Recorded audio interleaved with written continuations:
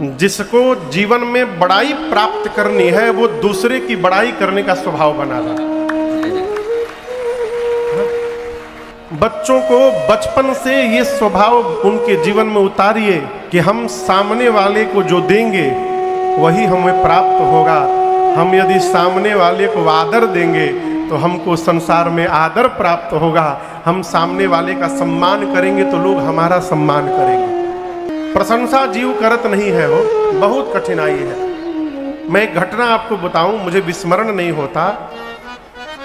अपने पूज्य महाराज श्री के साथ मैं घर में गया, मैं नाम नहीं लूंगा किस जिला में कौन घर था वो, बस समझिए घर गया। उस घर में एक नई नई बहू आई थी। अब बहू बड़ी सुलक्षणा थी। तो महाराज श्री ने सास से पूछा, और कहो मैया, अब तो बड़ा आनंद है ना, इतनी अच्छी बहू आ गई आपके घर।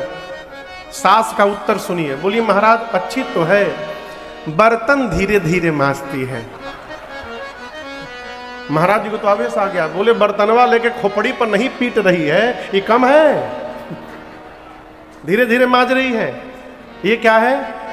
कमी देखने का स्वभाव बन गया तो जहां जाएंगे कमी दिखाई पड़ेगा, और यदि अच्छाई देखने का स्वभाव बन गया तो कमी वाले जीव में भी कोई अच्छाई दिखाई पड़ जाएगी और हम धन्य हो जाएंगे।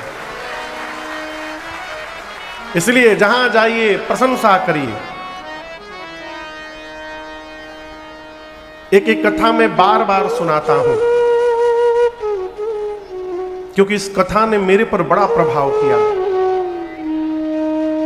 कलकत्ता में एक अखबार निकलता है जिसका नाम है सन्मार्ग, हिंदी अखबार है, समाचार पत्र। तो बहुत पहले जब मैं बहुत छोटी अवस्था में था, संभवतः 7वीं 8वीं में मैं पढ़ता होऊंगा, तो एक बार उस अखबार में एक कहानी मैंने पढ़ी और वो कहानी अब तक मेरे से विस्मृत नहीं हुई। एक व्यक्ति कहीं भी जाता है तो लौट करके घर में आकर घर वालों से कहता है कि क्या अद्भुत भोजन कराया उन्होंने, ऐसा भोजन तो आज तक मैंने कभी पाया ही नहीं। ये मलपुआ खाया, रबड़ी खाया, पूड़ी कचौड़ी, ये खाया वो खाया। जब कहीं से खा के आवे तो यही बोले, जितना बोले घर वाले और चिढ़े कि अकेले अकेले उड़ा के चले आ रहे हैं, हम लोगों को सुना सुना के सता रहे हैं। तो एक बार से कहीं निमंत्रण आया, कहीं से एक बार घर वालों ने साथ चलने के लिए अपनी इच्छा प्रकट की कि हम भी साथ में चलेंगे। अब अंत में पूरे परिवार को लेकर गया और दैव संयोग कहिए, इस बार जहां परिवार को लेकर गए वहां मलपुआ तो छोड़िए, ठीक से पूड़ी भी नहीं मिला। अब घर वाले तो कल्पना करके गए थे कचौड़ी मिलेगी, पुआ मिलेगा, मलपुआ मिलेगा, ये मिलेगा, इतना खाएंगे उतना खाएंगे, और यहाँ पूड़ी भी भरपेट नहीं मिला। लौटते समय बच्चे कोसना प्रारंभ किए, पत्नी कोसना प्रारंभ की, कौन से मालपुआ आप खाते हैं आज पता चल गया। बेचारा चुपचाप सुनते घर गया। रात्रि में पत्नी ने पूछा एकांत में कि ये बताइए, हम मानते हैं कि सब जगह ऐसा नहीं, कहीं अच्छा भी भोजन मिलता होगा, लेकिन मैं जानती हूं यदि हम नहीं गए होते तो आज भी आप आके यही कहते कि मलपुआ मिला, ये मिला, वो मिला। आप झूठी प्रशंसा क्यों करते हैं? तो उस व्यक्ति के उत्तर को सुनिए। उसने कहा, भाग्यवान जिसके घर से मैं भोजन करके आता हूं उसका नमक खाकर आता हूं, और जिसका नमक खा लिया उसकी बुराई मैं किस मुख से करूं, तुम बताओगे। कितनी बड़ी बात। ये प्रसंग कहता है कहीं भी जाइए तो वहां अच्छाई देखने का स्वभाव बनाइए। श्री दशरथ जी महाराज ने इतनी प्रशंसा की महाराज जनक की, प्रशंसा करके माताओं से बोले कि देखिए बच्चे नींद में हैं, इनको सुलाने जाइए। बहुएं, चारों बहुएं माताओं के पास गईं। राम जी भाइयों के साथ सोने गए तो कौशल्या मैया राम जी के पीछे चली गई। राम जी से जाकर एकांत में मां कौशल्या ने कहा, राम आप भगवान है ना, देखिए, माँ कौशल्या ही जानती हैं और मानती हैं कि मेरा राम भगवान है। दशरथ जी महाराज जानते हैं लेकिन मानते नहीं हैं। वरदान लिए थे मनु जी के रूप में कि प्रभु आप मेरे घर पुत्र बनकर आवे तो मैं आपको भगवान न मानूं, अपना बेटा मानूं। इसलिए महाराज जानते हैं कि राम भगवान है लेकिन मानते नहीं है कि भगवान है। कौशल्या मैया जानती भी हैं और मानती भी हैं। मां ने कहा, राम भगवान होना तो ब्रह्मा जी से आप मेरी एक बात कह देंगे। राम जी ने कहा, कहिए मां। तो कौशल्या मैया ने कहा, राम आप ब्रह्मा जी से कहिएगा, जिस दिन विश्वामित्र जी आपको लेकर अयोध्या से गए, उस दिन से लेकर आज तक जितने दिन बीते हैं, ब्रह्मा जी से कहिएगा कि ब्रह्मा जी उतने दिन हमारी आयु में न जोड़ेंगे। राम जी पूछे, क्यों मैया? कौशल्या मैया ने कहा, राम जो दिन आपको देखे बिना निकल गया, उस दिन का कोई अर्थ नहीं होता, वो दिन व्यर्थ हो गया। प्रातः काल हुआ, शुभ मुहूर्त देखकर कलावा जो विवाह के समय बांधा जाता है उसको छुड़ाया गया। 1 सप्ताह विश्वामित्र जी अवध में रहे। कितने दिन? 1 सप्ताह। उसके बाद विश्वामित्र जी ने महाराज दशरथ से विदा मांगा कि महाराज मुझे विदा करिए। जैसे विश्वामित्र जी ने विदा मांगी, महाराज अपने पूरे परिवार के साथ उनके सामने खड़े हो गए और हाथ जोड़कर, आप उस दृश्य की कल्पना करिए, महाराज, रानियां, बहुएं, बच्चे सब हाथ जोड़कर खड़े हैं और दशरथ जी महाराज बोले, नाथ सकल संपदा तुम्हारी। हे नाथ, मेरे जीवन की सारी संपत्ति आपकी है। अब यहां एक समझिएगा, क्या विश्वामित्र जी के आने के पहले दशरथ जी गरीब थे? गरीब नहीं थे ना, चक्रवर्ती सम्राट थे। तो ये क्यों बोल रहे हैं कि मेरी सारी संपत्ति आपकी है? जीवन की असली संपत्ति ऐश्वर्य नहीं है, जीवन की असली संपत्ति है संतुष्टि। यदि आप संतुष्ट हो गए तो आप अभाव में भी नाच सकते हैं, और यदि आप संतुष्ट नहीं हैं तो पूरा घर भरा रहेगा, उसके बाद भी कपार पीटते हुए दिखाई पड़ेंगे, आप प्रसन्न नहीं रह सकते। महाराज कहते हैं कि आप आए और आपके आने के कारण मेरे घर में 4 बहुएं आ गई हैं। मैंने आपको 2 पुत्र दिए तो आप बदले में मुझे 4 बहुएं प्रदान कर दिए। अब इससे बड़ा ऐश्वर्य और सुख जीवन में क्या प्राप्त होगा? आज मेरे जीवन की जो प्रसन्नता है ये आपकी कृपा प्रसादी है। नाथ सकल संपदा तुम्हारी, मैं सेवक समेत सूत नारी। मेरा पूरा परिवार, मैं अपने पूरे परिवार के साथ आपका सेवक हूं। और इसके बाद वाली बात बड़ी अद्भुत है। दशरथ जी महाराज कहते हैं कि मुनिवर, मैं तो चौथेपन में आ गया हूं, क्या पता कल मैं जीवित रहूंगा कि नहीं रहूंगा, मुझे पता नहीं है। लेकिन मेरी आपसे एक प्रार्थना है, जब ये दशरथ इस संसार में नहीं रहे तो उसके बाद भी क्या करब सदा लड़िकन पर छोड़ू।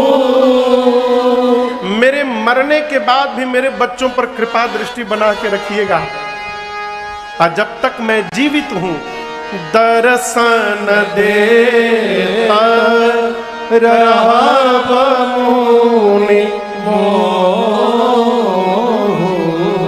यदा कदा मुझे भी दर्शन देते रहिएगा। किसी भी संत के पास, किसी भी साधु के पास, किसी भी महात्मा के पास जाइए तो ये न पूछिए कि नया व्यापार शुरू किए हैं, चलेगा कि नहीं चलेगा, लड़कवा बोर्ड का एग्जाम दिया है, पास होगा कि नहीं होगा।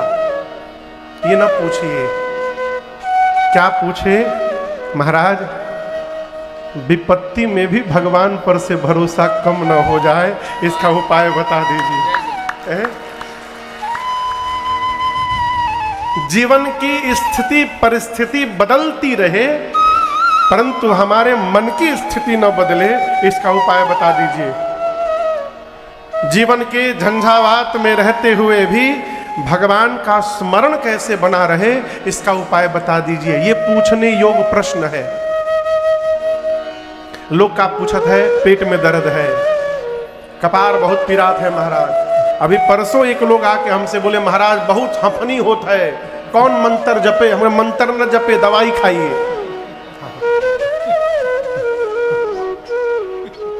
यदि बीमारी है तो दवाई से जाएगी, झाड़ फूक से नहीं जाएगी। इस बात को ठीक से समझिए। यदि मंत्र से दवाई बीमारी चली जाती तो राम जी वैद्य को क्यों बुलाते लक्ष्मण जी को शक्ति बाण लगने के बाद? कहिए, लक्ष्मण जी को शक्ति बाण लगा तो वैद्य क्यों बुलाए गए? रामे जी फूंक के ठीक कर देते। अब वैद्य जी आए तो झाड़ फूक काहे नहीं किए? काहे संजीवनी बूटी मंगाई गई, औषधि मंगाई गई, क्यों? बीमारी है तो दवाई से ठीक होगी। मंत्र क्या करेगा? बीमारी का प्रभाव हमारे मन पर नहीं पड़ने देगा, ये मंत्र का प्रभाव है। इसलिए किसी बहकावे में न जाइए। बहुत लोग मिलेंगे, मिल रहे होंगे समाज में, बीमारी हो गई, आवा हई झाड़ फूक कदम ठीक हो जाई, और ही बिगड़ जाई, और बिगड़ जाएगा। जो डॉक्टर पैसा खर्चा करके पढ़े हैं वो व्यर्थ में थोड़ी पढ़े हैं। इसलिए भगवान की शरण में रहिए जिससे मन हमारा स्वस्थ रहे। शरीर का क्या है? शरीर तो व्याधि का घर है ही, इसको रोग होगा ही होगा। शरीर में रोग होगा तो ठीक हो जाएगा, मन में रोग हो गया फिर ठीक होने वाला नहीं है। और मन का रोग हो गया ना तो समाप्ति करके छोड़ेगा। विश्वामित्र जी के चरणों में श्री दशरथ जी महाराज पूरे परिवार के साथ प्रणिपात हुए। आशीर्वाद देकर विदा लेकर विश्वामित्र जी गए। वामदेव जी ने, गुरुदेव भगवान वशिष्ठ जी के पुत्र है वामदेव ऋषि, वामदेव जी ने विश्वामित्र जी की पूरी कथा सुनाई दशरथ जी महाराज को। और यहाँ पर गोस्वामी तुलसीदास जी महाराज अयोध्या बाल कांड की कथा पूर्ण करते हुए कहते हैं, मैंने ये कथा क्यों गाई? अपनी वाणी को पवित्र करने के लिए। निज गिरा पावन करन रामरस तुलसी करो, रघुबीर चरित अपार बारिधि पार कवि को रहो, उपवीत ब्याह उठा मंगल सुनीजे सादर गावही, उपवीत ब्याह उठा मंगल सुनीजे सादर गावही, वैदेही राम प्रसाद ते जन सर्वा सुख पावही, वैदेही राम प्रसाद ते जन सर्वदा सुख पावही। हाँ, सर्वदा सुख पावही, सर्वदा सुख पावही। गोस्वामी जी कहते हैं कि मैंने बाल कांड की कथा क्यों गाई? क्यों गाई? अपनी वाणी को केवल पवित्र करने के लिए। निज गिरा, गिरा मने, गिरा मने, गिरा मने वाणी, जिह्वा। गोस्वामी जी कहते हैं अपनी वाणी को, जिह्वा को पवित्र करने के लिए मैंने राम जी की कथा गाई, नहीं तो राम जी का चरित्र अपार समुद्र के समान है। कौन ऐसा कवि जन्म ले लिया जो इस समुद्र को गा करके पार कर जाएगा? भगवान के जन्म के, नामकरण के, यज्ञोपवीत, उपनयन, मुंडन संस्कार, विवाह आदि जितने संस्कार भय, इन कथाओं को जो मनुष्य कहेगा, गाएगा, सुनेगा, क्या होगा? श्री सीताराम जी की कृपा प्रसादी से वो जीवन में सदैव सुख ही सुख प्राप्त करेगा, इसमें कोई संशय नहीं है।